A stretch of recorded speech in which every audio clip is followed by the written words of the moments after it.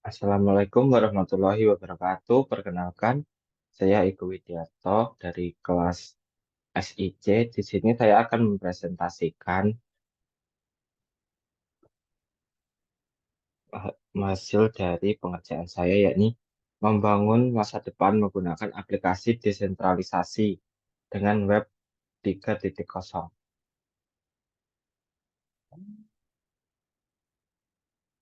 Pertama ada perkembangan website.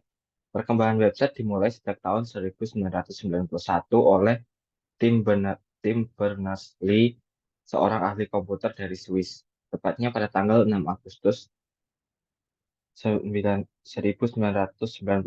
Tim Berners-Lee meluncurkan website pertamanya. Dan perkembangan website yang pertama adalah website 1.0. Pada versi ini, website masih berupa kumpulan halaman-halaman statis yang hanya menampil, yang tampilannya belum interaktif dan hanya menampilkan informasi yang diberikan oleh pembuat website. Selanjutnya adalah web 2.0. Pada versi ini, website sudah jauh berkembang dengan tampilan yang lebih menarik dan interaktif. Selain itu, pengguna juga bisa memberikan respons, tidak hanya melihat informasi yang diberikan. Lalu ada web 3.0. Pada versi ini, manajemen data yang lebih baik dengan menggunakan seluruh sistem web disebut solid. Dengan itu, semua data yang ada menjadi lebih transparan dan menjadi lebih baik. Selain itu juga memiliki kemampuan untuk memahami bahasa manusia yang lebih kompleks sehingga lebih memudahkan dalam melakukan sebuah pencarian. Lalu apa apa itu web 3.0? Web 3.0 adalah web yang menghubungkan seluruh situs web melalui basis data terbuka yang disebut solid dan memungkinkan manajemen data yang lebih efisien. Selain itu, web 3.0 mampu memahami bahasa manusia yang kompleks sehingga memungkinkan mesin pencari untuk membaca kata-kata sebagai satu kesatuan, bukan hanya kata kunci terpisah. Web 3.0 menandai pergeseran signifikan dalam cara berinteraksi dengan internet. Beberapa fitur yang terdapat pada Web 3.0 adalah basis data terbuka atau solid, pemahaman bahasa manusia, konten personalisasi, dan interoperabilitas. Keuntungan dalam menggunakan Web 3.0.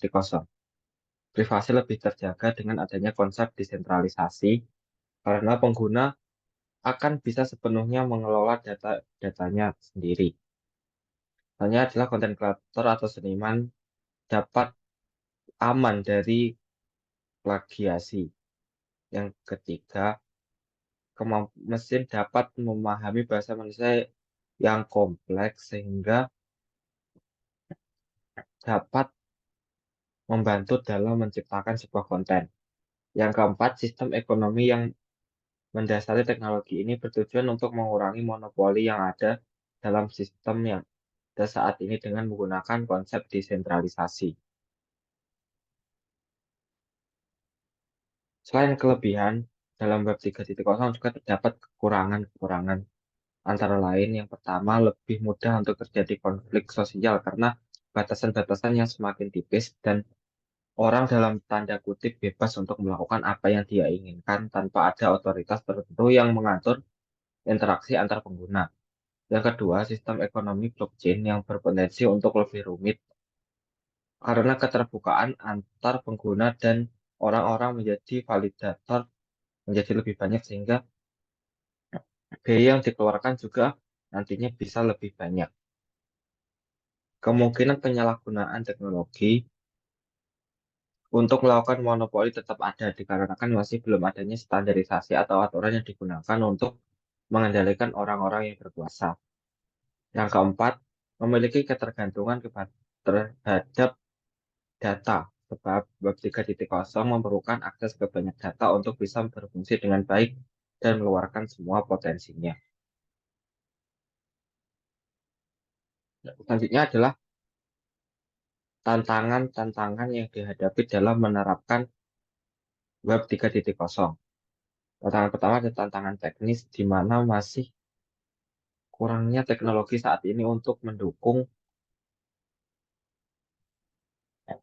diterapkannya Web 3.0 kepada keseluruhan website.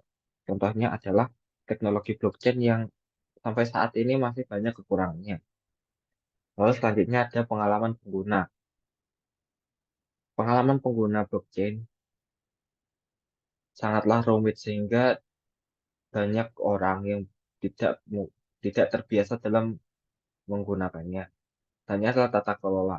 Dalam sistem terdesentralisasi, mengatur tata kelola menjadi tantangan yang kompleks, hingga merancang tokenomik yang efisien dan standar token yang sesuai dengan tujuan aplikasi merupakan pertimbangan yang teliti.